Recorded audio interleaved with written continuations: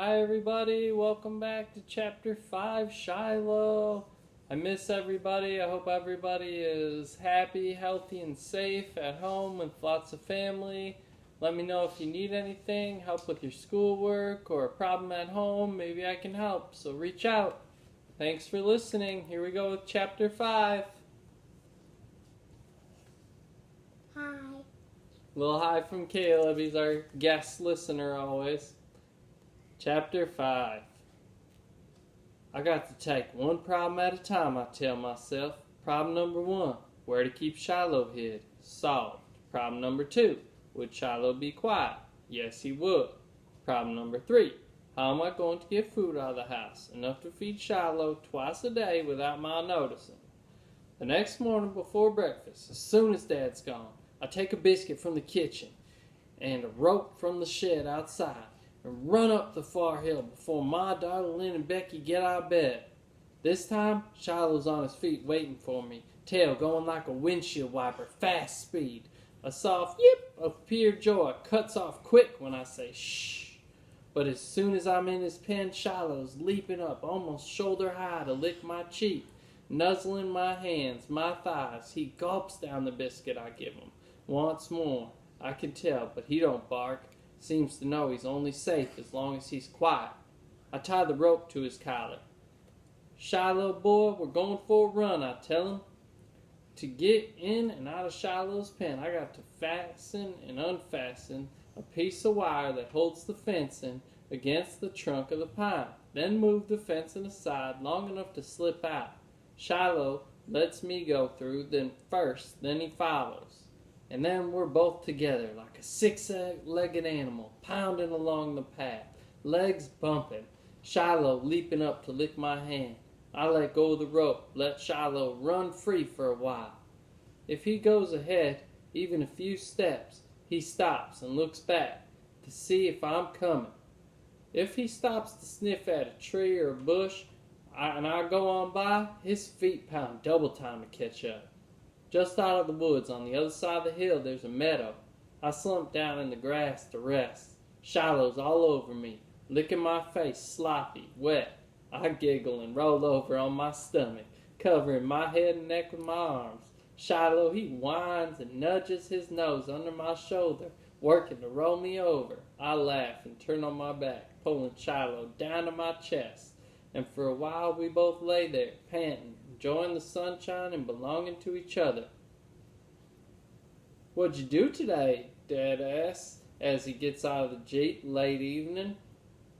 "Oh, look for groundhogs up on the hill, fooled around," I tell him. "How's the can collecting coming?" "Found some a couple days ago. Saw the bottles in the ditch down near Doe Murphy's," Dad says. "I'll go look," I tell him, and set out with my bag. I have to keep on collecting cans, enough to cover some money for meat and bones from the grocer down in Friendly. The bigger Shiloh grows, the more he'll eat. When I get back home, supper's on the table, and I slip into my chair just as Dad asks the blessing. "Dear Lord, we thank you for the food you've provided for our table. Bless it to nourish the good within us. Amen." Ma picks up the meatloaf and passes it around, and the meal begins. I eat about half my supper, then say, "I've been getting this sort of full feeling at dinner, Ma, and then I'm hungry again before I go to bed."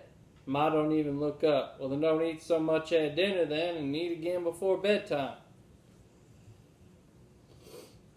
Food will be all gone by then. There's always cornflakes or something. But I get hungry for meat and potatoes later."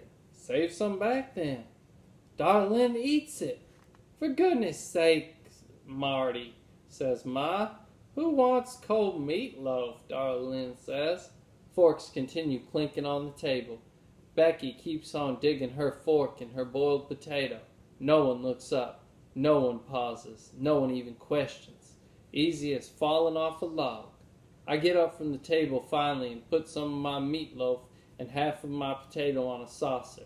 "I'm putting this in the fridge, Darlene," I say. "Don't you go picking at it."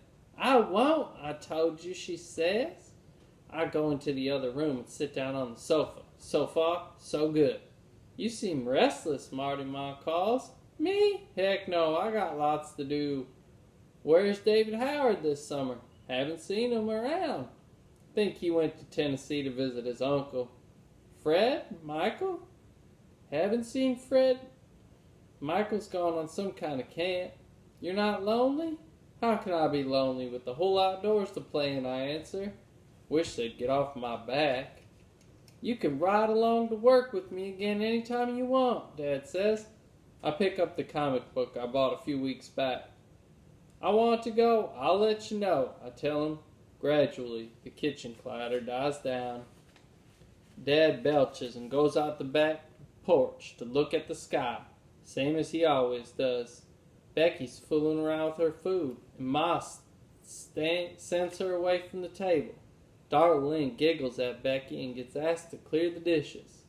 I wait until everyone is out of the kitchen and sitting around on the back porch to catch the breeze. As usual, Becky and Darlene whoop and tumble around in the grass, glad for an audience, and after I sit a respectable amount of time, I say, think I'll take my .22 and go up the far hill for a while. What you figure on shooting this time of evening, Dad says.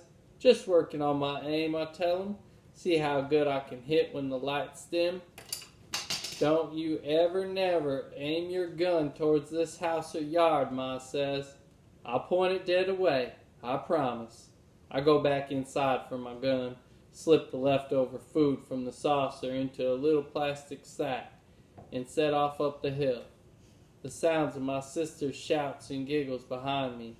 Again, as I get near the pen, I hear soft, happy yip, yip, yip. But as soon as I say shh, the noise stops. The only sound you can hear is the swishing of Shiloh's tail hitting the fence, the soft pat of his paws as he leaps up in the air in sheer joy and pure happiness, and the sloppy slap of his jowls as he gobbles down the supper I brought him. And then he commences to slobber love all over me as well.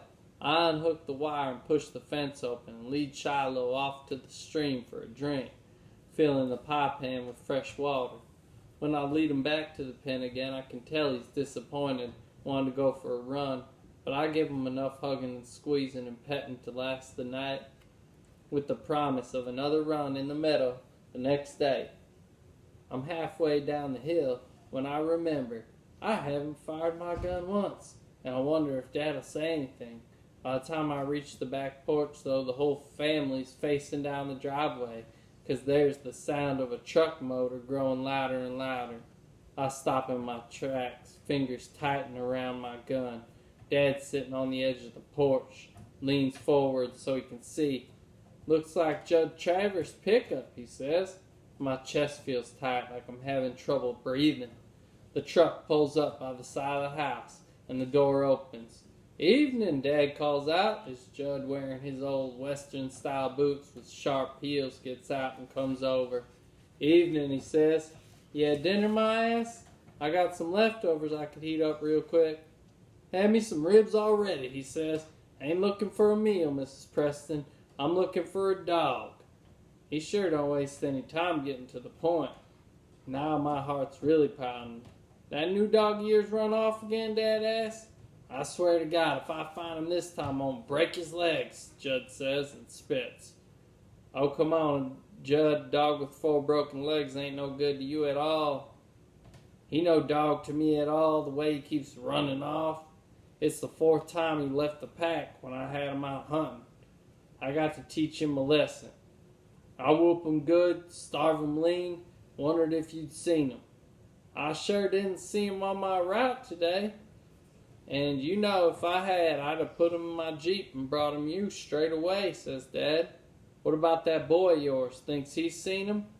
Dad had heard me coming back from the hill, and he turns around. Marty? I stand rooted to the ground at the side of the house. What? Come on around here. Judd's dog's missing again. He wants to know you seen him. His dog? Here in this yard? Haven't seen any dog of any kind in our yard all day, I say, coming a few steps closer.